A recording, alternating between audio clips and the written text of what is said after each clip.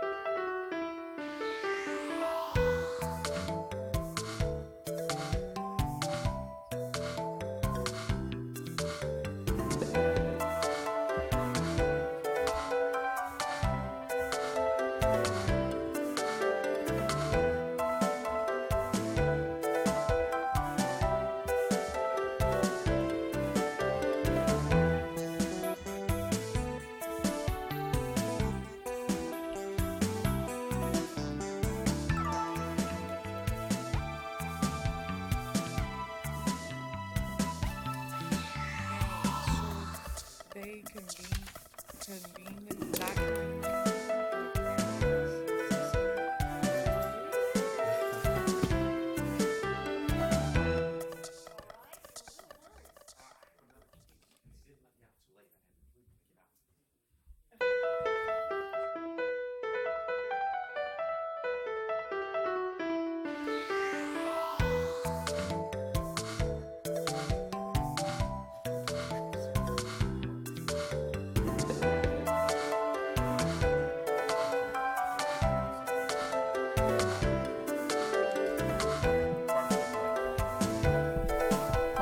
So here we go. Sorry for the delay, but we will convene the 338th meeting of the City of Laurel Board of Appeals. May I have a roll call, please?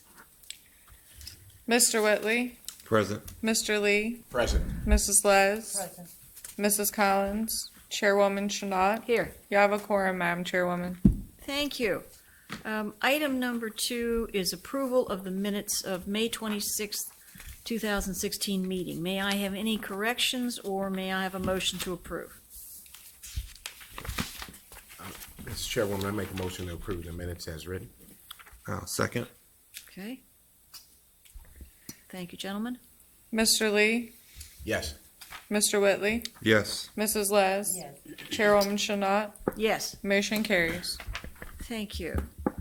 Okay, on to item number 3, which is variance application number 861-332 Laurel Avenue, filed by Mrs. Felicia Hyatt. May I have a reading of the record, please? Good evening. Variance application number 861 was filed on July 8, 2016 by Ms. Felicia Hyatt, requesting approval to reduce the required yard regulations for a single-family lot in order to create another parcel to be sold, as well as reduce yard maintenance at 332 Laurel Avenue, Laurel, Maryland 20707. The property is zoned R55 residential one-family detached. Under date of August 4th, 2016, a letter advising of September 2016 public hearing dates was sent by certified mail to the applicant, the property owner, and all contiguous property owners. All receipts were received with the exception of Jonathan and Janet Dick, 327 Carroll Avenue, Laurel, Maryland 20707, and Susan Marucci, 336 Laurel Avenue, Laurel, Maryland 20707. Under date of August 8, 2016, a memorandum asking for comments was sent to the following city departments: the Department of Public Works, Police Department, Department of Parks and Recreation, Fire Marshal, Chief Building Official. The following responses were received. Department of Public Works memorandum dated August 29, 2016 reads: this department has reviewed the variance plan at 332 Laurel Avenue. The applicant has requested splitting a single-family lot into 2 single-family lots and constructing another single-family house at this location. After the review, the department provides the following comments at this time. According to the plan, 2 new driveways will be constructed at this lot, and the existing driveway will be abandoned and removed. This type of work will involve modifying the existing concrete sidewalk curbs and gutters in the public right-of-way and must conform to city standards. The applicant must meet on site with the department prior to the construction and agree to the scope of concrete repairs. If any utility cuts will be performed on the city street, the restoration work must follow the city standards that require permanent patches in the cut area and 2-inch mill and overlay from curb to curb, and a minimum of 25 feet in each direction of the cut. The scope of the restoration work will be determined by this department. City of Laurel Police Department, no issues noted. City of Laurel Department of Parks and Recreation had no issues regarding the application. The City of Laurel Fire Marshal, Chief Building Official, no issues with the proposed project. On August 8, 2016, the application and cover letter asking for comments was also sent to the following agencies: Washington Suburban Sanitary Commission, they didn't have any issues with the application. The project will be negligible. Prince George's County Health Department, no issues with the project. Maryland State Highway Administration, no comments regarding the project. No responses were received from any other agencies. The file contains a certificate of publication verifying that this application and public hearing was advertised in the September 1st, 2016 issue of the Prince George's Centennial. A memorandum from the City of Laurel Planning Commission to the Board of Appeals dated September 14, 2016 reads as follows. At the regular meeting of the City of Laurel Planning Commission held on September 13, 2016, the following action was taken on the subject zoning application. Mr. Wilson made a motion to recommend approval of the variance application number 861 for 332 Laurel Avenue to the Board of Appeals. Chairman Bettman stepped down as chair and Vice Chairman Kish assumed the role of chairman. Mrs. Bettman seconded Mr. Wilson's motion. The roll call continued with Mr. Welfare and acting chairman Kish voting no. In summary, the votes was 2-2. According to the City of Laurel Planning Commission rules of procedure, failure to receive a majority vote for approval constitutes denial.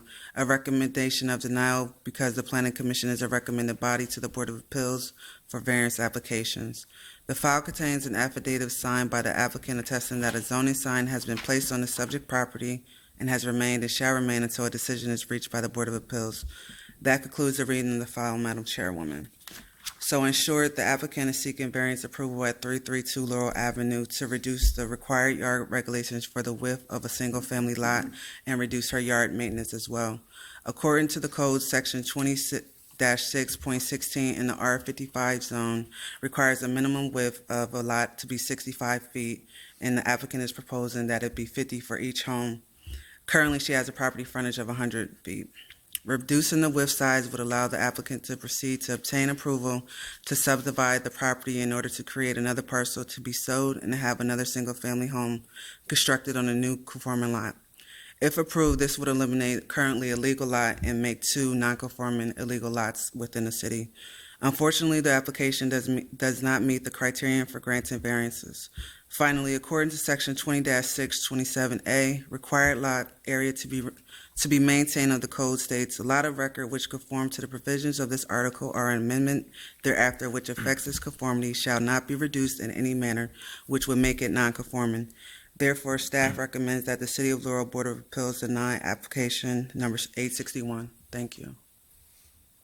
Thank you. Any questions? At this point, no, staff? No? All right.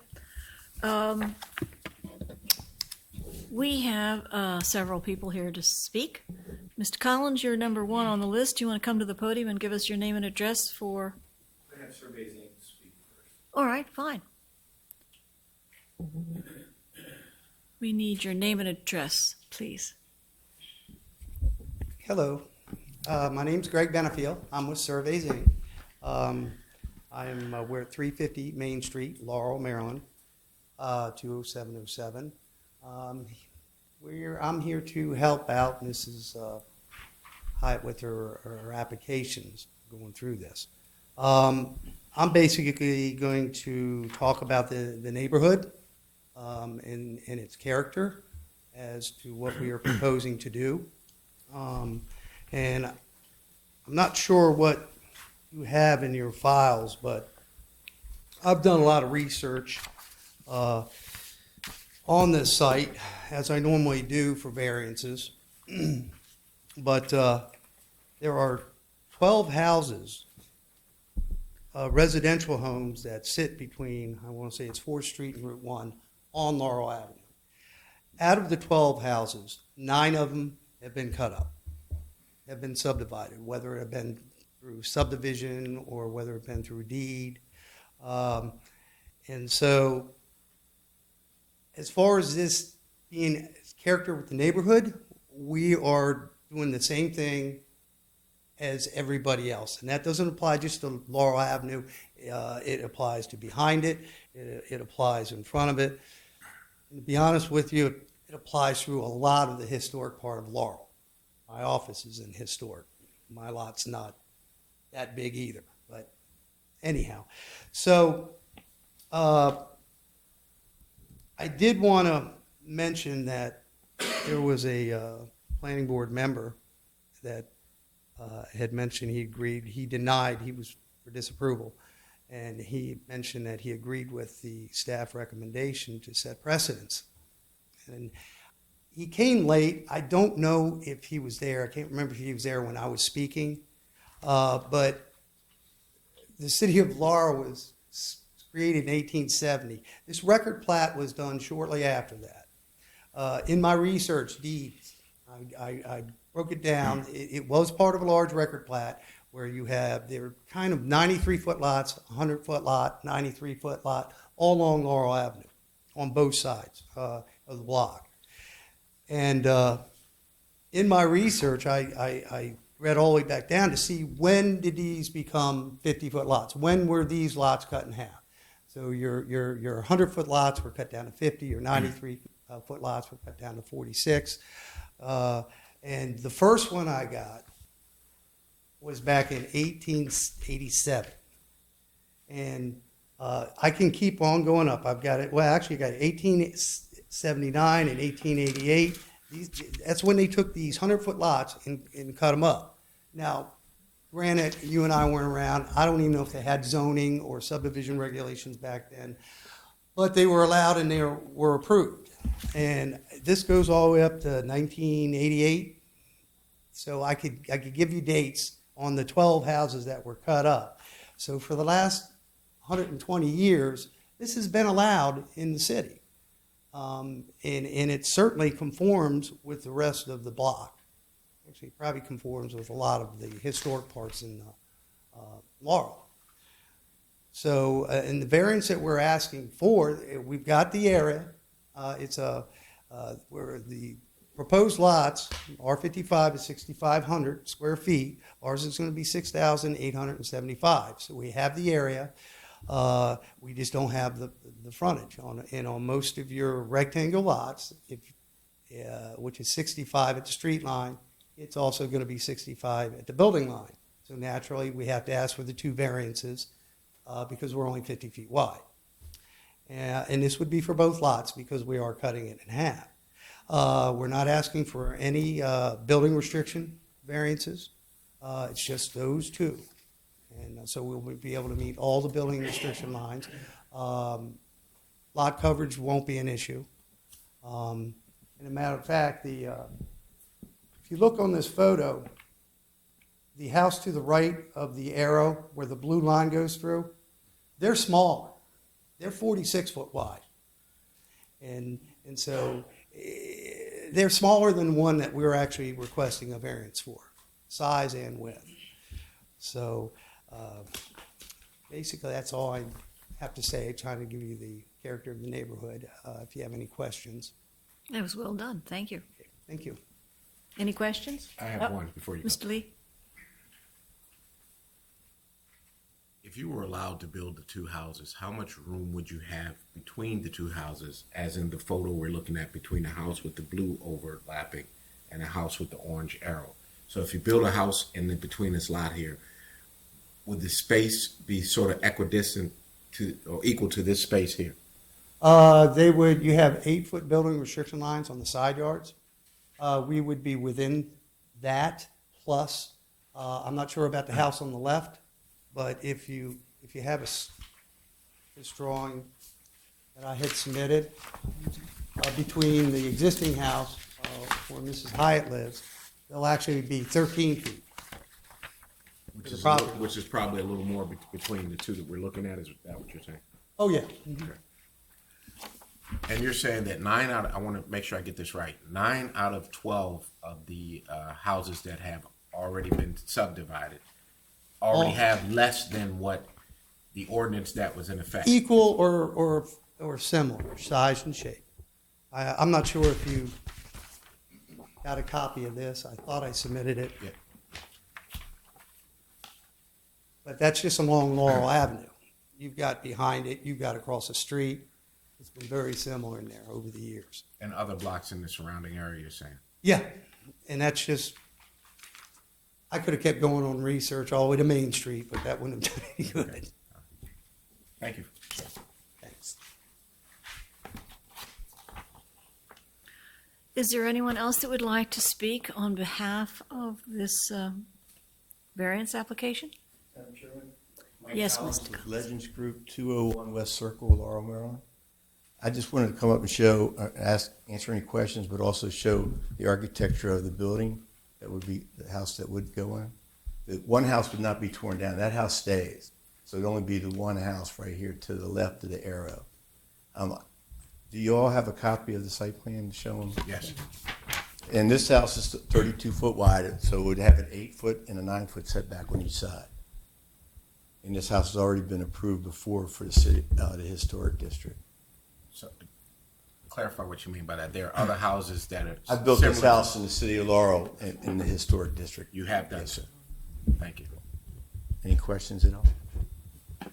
No, you have the setbacks that are needed with that. Pardon? You have the setbacks Yes, with all the the setbacks. 8 and 9 are there. If you look on 27A, you'll see the right side shows 8 and the left side shows 8, but it's actually, he's showing it 33 feet. This house is 32 foot wide, so it'll be 9 feet on one side and 8 feet on the other side. Okay. Okay. Any other questions, Mr. Collins? Okay. Thank you, Mr. Collins.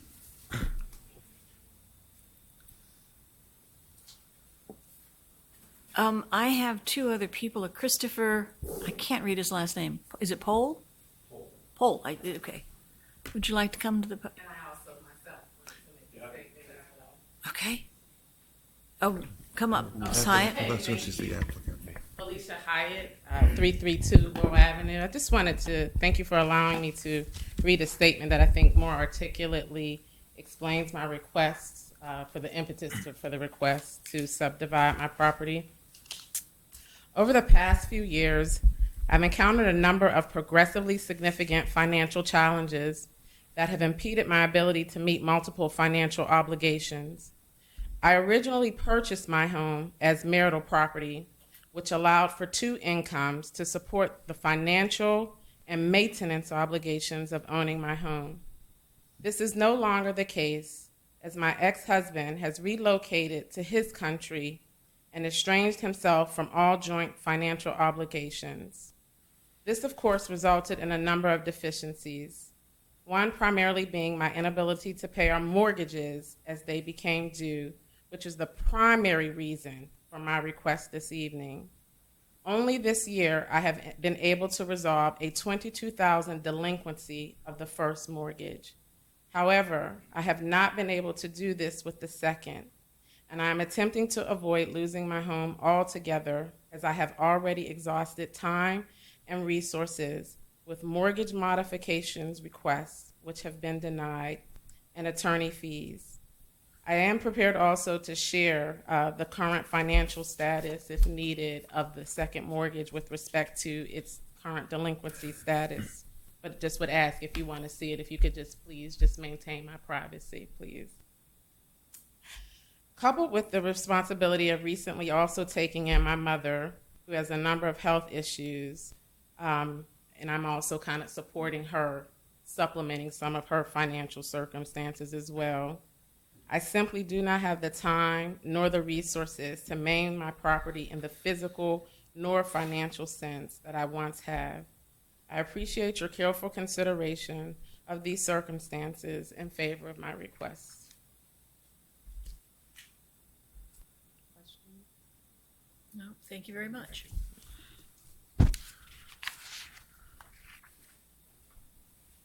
Ms. Pohl? Bless you.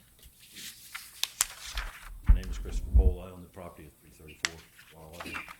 That's the property on the right-hand side of the picture there with the blue line there. I previously testified at the Planning Commission. I'd just like to make a couple of observations. Number one, there appears to be no evidence to indicate that any of the previous subdivisions were either reviewed or approved by either the Planning Commission or the Board of Appeals. Clearly, given the history, they probably predate most of the zoning arrangements of the city. The other concern I had was is that I'm a little bit concerned that they have the cart before the horse, in the sense that there appears to be an indication that the property is, for all intents and purposes, sold before anything's already been approved, although it may not be completed or anything like that.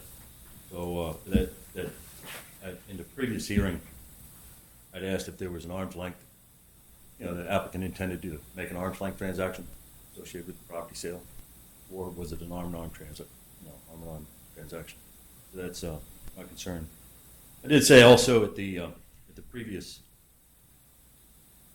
Planning Commission meeting, I don't object to the application. I don't object to the subdivision, but I don't want that to be reflected as being an endorsement of the application. That's it. All right, thank you, Mr. Pohl. Thank you.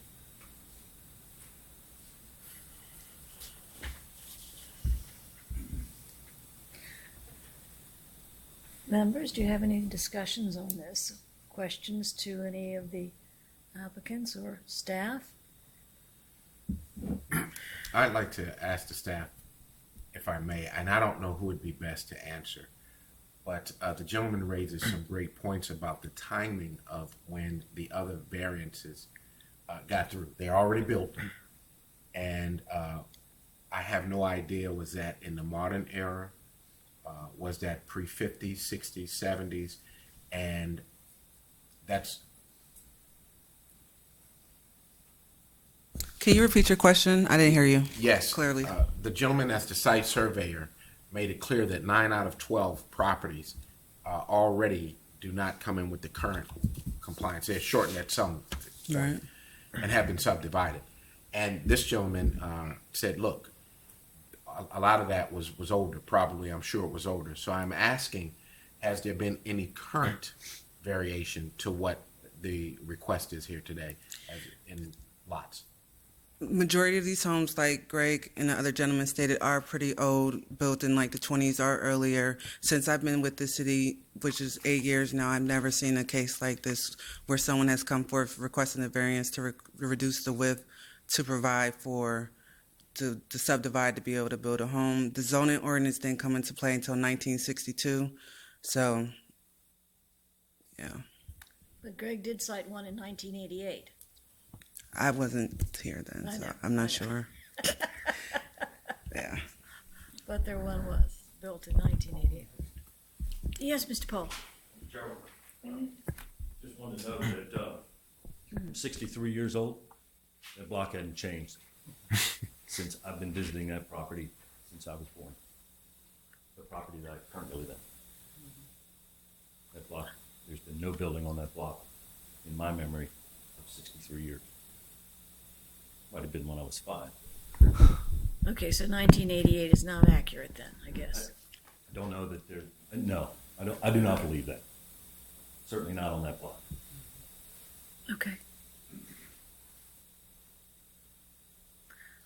Madam Chair, I have a comment more so than a question. Yes. This is a difficult case, and if I was tending to rule with my heart, I believe that there is definitely justification for the request. However, based on the evidence that's been presented, and I have to rule with my head, I just have not heard any evidence which I believe meets the requirements of the Unified Land Development Code. So I don't know if someone wants to come in and testify with reference to the 4-part test for granting a variance, but I've not heard anything, and everything that I've read tends to make me believe that it doesn't meet the test. Unfortunately, I agree with you. I don't see where it has met the requirements.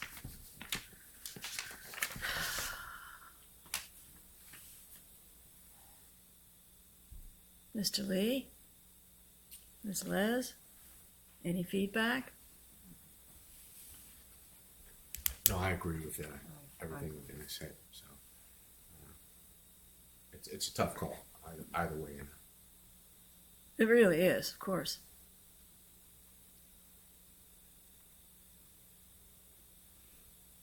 Okay.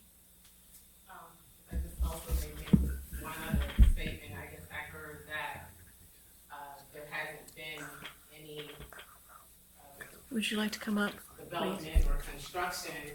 Well, obviously, probably not if you have 9 out of the 12 properties left remaining. So, in the majority of those properties, as Mr. Pohl mentioned, these residents, either like himself, has inherited their homes from prior owners, or at an age, quite frankly, where there's no reason for any type of renovation or remodeling to be done, or they're rental properties. So you have people here also that don't really have a vested interest in the area. But if you have 9 out of 12, so I would be 10 out of the 12, so then that leaves just 2. So just also please just kind of consider that fact as well. Thank you, Ms. Hyde. I think we're going to have an executive session. Is that all right? I can do that, can I?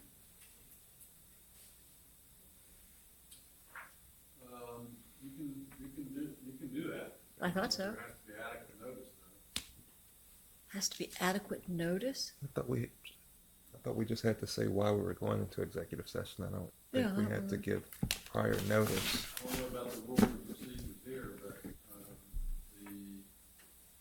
rules and procedures for the mayor and council requires adequate notice of an executive session. I don't believe that's the case in this instance. I believe the Board of Appeals can request an executive session based on the information involved and the technicalities of it. We want to go into executive session to discuss this matter with council. Right. So if you all will give us a couple minutes, I'm not sure where we go, but. No? Who doesn't like it? Is there a problem? I have a technical question. Would it be better if we were allowed a 5-minute recess? Is that word better for? No, it's not. We have to, Okay. specify Okay. exactly what So, we're so doing. on the issue of the notice of an executive session, I'll just note that obviously that was one of the items listed on your agenda for this evening, the fact that executive session, if necessary, could occur. So for governmental entities in which I've represented, they have called the motion to meet in executive session for the purpose of meeting with council. Yes. So, this evening's agenda does include the executive session if necessary as part of the agenda items. So I would certainly contend that, notice All right. is met through that. Good. Thank you. Yeah, that's right. That's right. All right. Do we have to Yes, vote? Greg? We have to vote. Greg Benefield with Survey Z. There was a plat done behind it. Probably, I don't remember the date, but I have here written 1984. I might even have a copy of that in the folder. So there was a subdivision, and I want to say that had a 55-foot frontage. It was similar to this. Okay. If I can find it, if it makes a difference. All right. Thank you. Thank you. So we're going to adjourn for an executive session. We'll make it as quick as possible. Now what?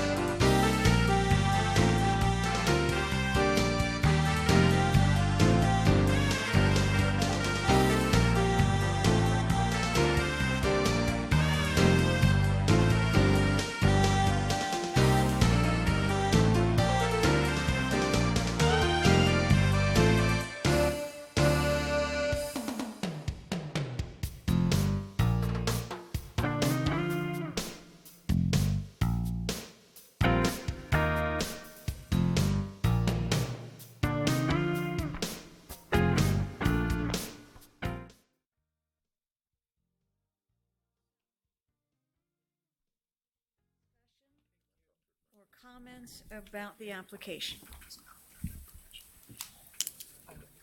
How about from staff? Is there anything that we need to be aware of before we go further? No? Okay, then may I have a motion?